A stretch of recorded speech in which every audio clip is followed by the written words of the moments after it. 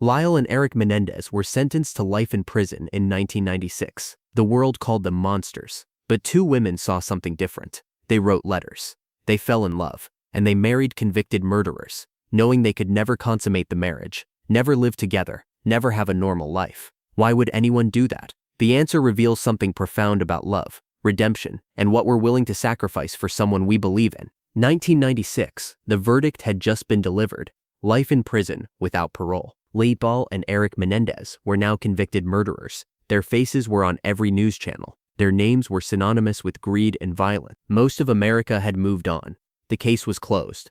But in a small apartment in Chicago, a woman named Anna Eriksson sat down and wrote a letter. She addressed it to Lyle Menendez, inmate Nun P89504, Mule Creek State Prison. Anna had watched the entire trial on television. She had seen something in Lyle that others hadn't.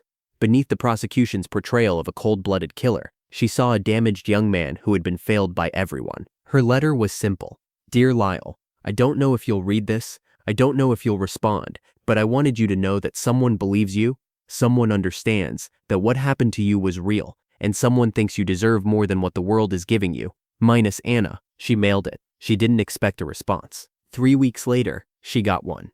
Meanwhile, 400 miles away in San Diego, another woman was going through something similar. Tammi Menendez was a 29-year-old single mother. Her husband had recently died by suicide. She was drowning in grief, trying to hold her life together for her young daughter. One night, unable to sleep, she turned on the television.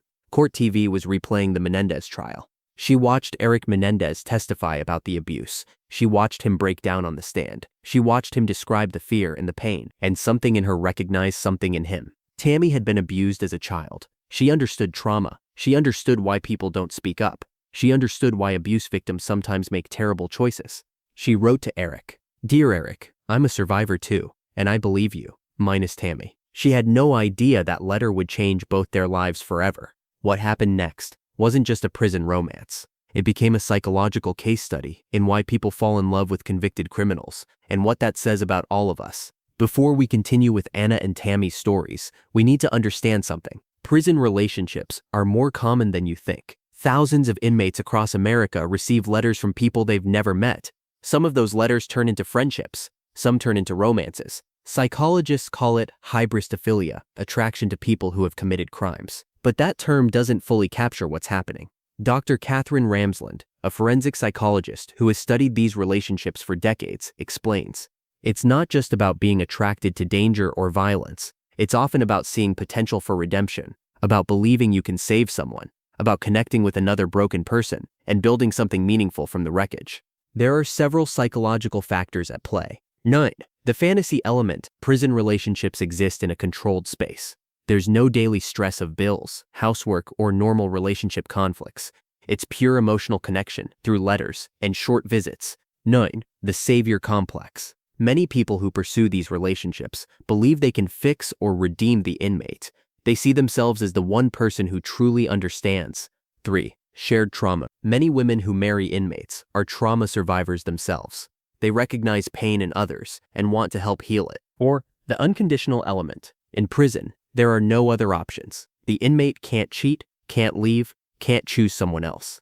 It's absolute devotion by necessity. 5. The meaning making. For both parties, these relationships provide purpose. The inmate has hope. The partner has mission. This isn't to say these relationships aren't real. Many are deeply genuine, but they exist in a reality that's fundamentally different from normal relationships. Anna Eriksson and Lyle Menendez exchanged letters for months. At first, they were polite, surface level. Lyle would write about his daily routine in prison. Anna would write about her life in Chicago. But gradually, the letters became deeper. Lyle opened up about his childhood, the pressure from his father, the abuse he and Erik experienced, the fear that led to that terrible night. Anna shared her own struggles. A difficult family, past relationships that hurt her, a loneliness she couldn't shake. They found in each other what neither had found anywhere else: unconditional acceptance. By 1997, they were in love. In July 1997, Anna proposed. Lyle said yes. On July 10, 1996, they were married in a ceremony at Mule Creek State Prison. The rules were strict. No physical contact except a brief hug at the beginning and end. No wedding rings. Security risk. No reception or celebration. No honeymoon. No physical intimacy, ever. Anna wore a simple dress. Lyle wore his prison uniform.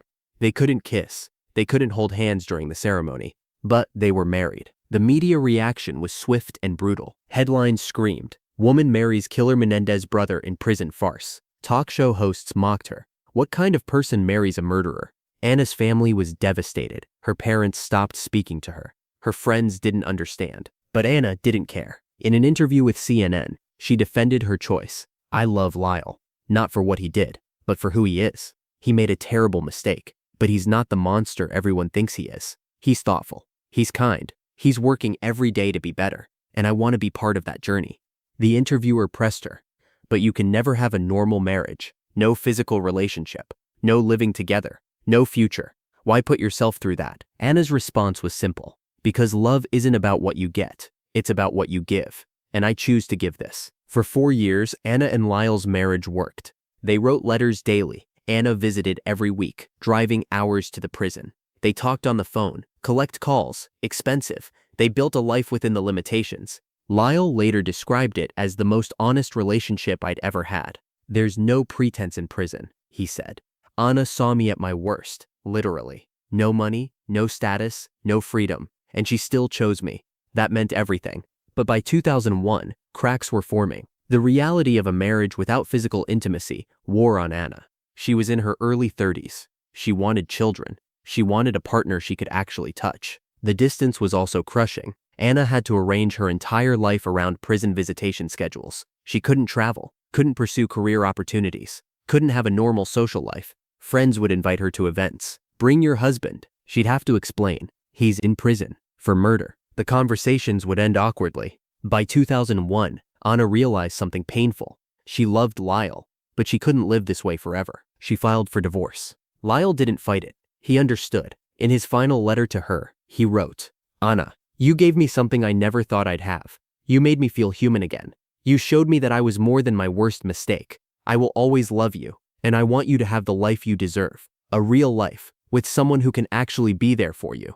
Thank you for everything. Niall Lyle." They divorced in 2001. Anna never spoke publicly about Lyle again. She moved to a different state, started over. But Lyle's story didn't end there, because 2 years later, he met someone else. And this time, the relationship would last. Rebecca Sneed was different from Anna. She was a magazine editor. She had covered the Menendez trial professionally. She knew every detail of the case. She wasn't naive. She wasn't looking for a project. She was simply curious about Lyle as a person. She started writing to him in 2002.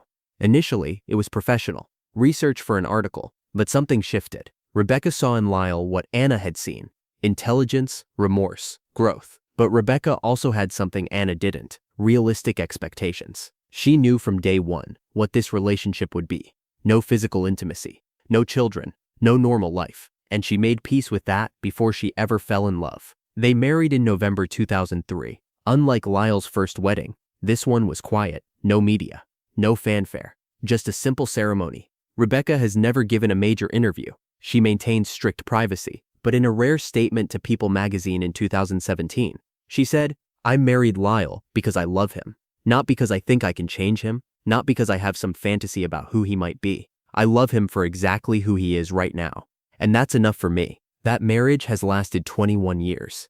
Rebecca visits Lyle weekly. She advocates for his case. She manages his correspondence with supporters. She has built a life that includes Lyle, but isn't consumed by him. She has her career, her friends, her interests, and she has no regrets. While Lyle's romantic life went through changes, Erik's took a different path. Tammi and Erik began writing in 1997. Their connection was immediate and deep. Tammi understood Erik's trauma in a way most people couldn't. She had survived childhood sexual abuse. She knew what it did to your sense of self, your ability to trust, your understanding of safety. Erik had never talked to someone who truly got it. Their letters became lifelines for both of them. Tammi was still grieving her husband's death. Erik was processing the reality of life in prison. They helped each other survive. By 1998, they were in love. But there was a complication.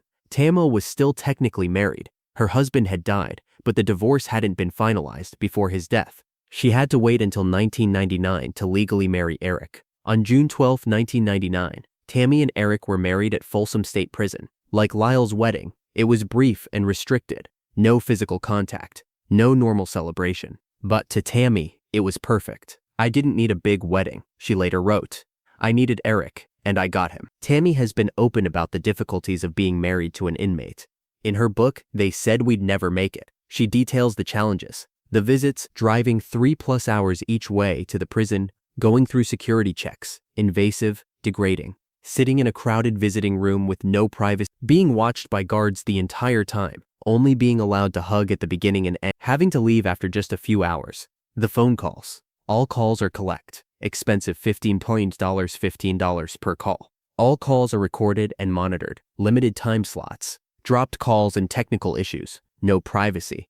The letters. All mail is screened by prison staff. Guards read every word. Photos and gifts often rejected. Delays in delivery. The emotional toll. Never being able to touch your spouse. Watching them age behind bars. Knowing they're in danger. Prison violence. Missing holidays, birthdays, anniversaries together. No physical intimacy. No children together. Tammi writes, people ask me how I do it. How I stay married to someone I can never truly be with. And I tell them, you do it because the alternative, not having them in your life, is worse. Erik is my best friend, my partner, my home, even if that home is a prison visiting room. Both Rebecca and Tammi have faced intense criticism. Common criticisms. You're wasting your life. You're enabling a murderer. You have Stockholm Syndrome. You're mentally ill. You just want attention. You're betraying the victims. Tammi has responded to these directly. I'm not enabling murder. I'm loving a human being who made a terrible mistake. Erik doesn't deny what he did. He lives with that guilt every day. But guilt doesn't mean he's unworthy of love. It doesn't mean he can't grow. And it doesn't mean I'm wrong for seeing his humanity. Rebecca has said less publicly, but her actions speak loudly. She has devoted 2 decades to Lyle. She shows up every week. She's never wavered. That kind of commitment doesn't come from delusion. It comes from genuine love. But perhaps the most interesting question isn't why these women married the Menendez brothers. It's what the brothers' relationships reveal about redemption, forgiveness, and whether people can truly change. The Menendez brothers' marriages raise profound questions. 1 point. Can love exist in prison? Yes, but it's love under constraints most of us can't imagine. It's love without touch, without spontaneity, without a shared future in the traditional sense. But it's still love. Letters that say, I believe in you. Visits that say you matter. Vows that say you're not alone. 2. Do murderers deserve love? This is the hardest question. Mose Day and Kitty Menendez are dead. They can't be loved anymore. They can't receive letters or visits or second chances. Does that mean their killers shouldn't either? Or does love work differently? Is it something we extend not because someone deserves it, but because we choose to give it? 3. What does it say about us? If we believe in rehabilitation, we have to believe that prisoners are still human. If they're still human, they're capable of connection, of growth, of love. Rebecca and Tammi's marriages force us to confront our own beliefs about punishment, redemption, and whether anyone is beyond saving. In rare interviews, both Lyle and Erik have spoken about their marriages. Lyle on Rebecca. Rebecca saved my life. Not in a dramatic way, but in a real way. She gave me a reason to keep trying to be better.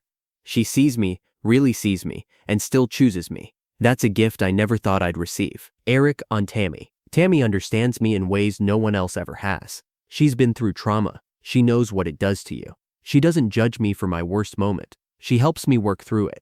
Every day I try to be worthy of her love. Both brothers acknowledge that their marriages are unconventional, but they also insist that they're real. Just because we can't live together doesn't mean we're not partners. Erik has said, Tammi and I make decisions together. We support each other. We build a life together, even within these limitations. With the 2023 new evidence and potential resentencing, there's a possibility, however slim, that Lyle and Erik could be released someday. If that happens, their marriages would change dramatically. Rebecca and Tammi could finally have normal lives with their husbands. They could live together, touch freely, make meals together, fall asleep beside each other. All the things normal couples take for granted. But there's also a dark reality. Many prison marriages don't survive release. When the fantasy becomes reality, when the inmate becomes a person with flaws and needs and daily frustrations, the relationship often crumbles. Will Rebecca and Lyle's marriage survive freedom? Will Tammi and Erik's? We don't know. But both women have said they're willing to take that risk. Conclusion: love in the most unlikely place. The story of the women who married the Menendez brothers isn't really about the brothers at all. It's about what love means. Is love only valid when it's easy, when it's socially acceptable, when it comes with rewards and benefits? Or can love exist in a prison visiting room, expressed through plexiglass, constrained by rules and time limits, and the knowledge that tomorrow will be exactly like today? Rebecca and Tammi say yes. They've built marriages that most people can't understand. They've sacrificed normal lives for connections that exist in letters and monitored phone calls. They've chosen to love men who committed terrible crimes, not because they excuse those crimes, but because they believe those men are more than their worst moments. Is that naive, or is it the purest form of love? The answer depends on what you believe about redemption. Tammi Menendez, in an interview, put it this way: "People think I'm crazy, but I know what I have. I have a husband who writes me love letters every day, who calls just to hear my voice, who remembers every anniversary, every birthday, every small thing I've ever told him. He can't give me a house or children or a normal life, but he gives me everything he has, and that's enough." Rebecca Sneed has never explained herself to the world. She doesn't need to. After 21 years of marriage, her commitment speaks louder than any words. The Menendez brothers may be prisoners, but in love, perhaps they found something like freedom. Love doesn't ask if someone deserves it. It asks only if you're willing to give it. And sometimes, the most unlikely love stories teach us the most about what love really means.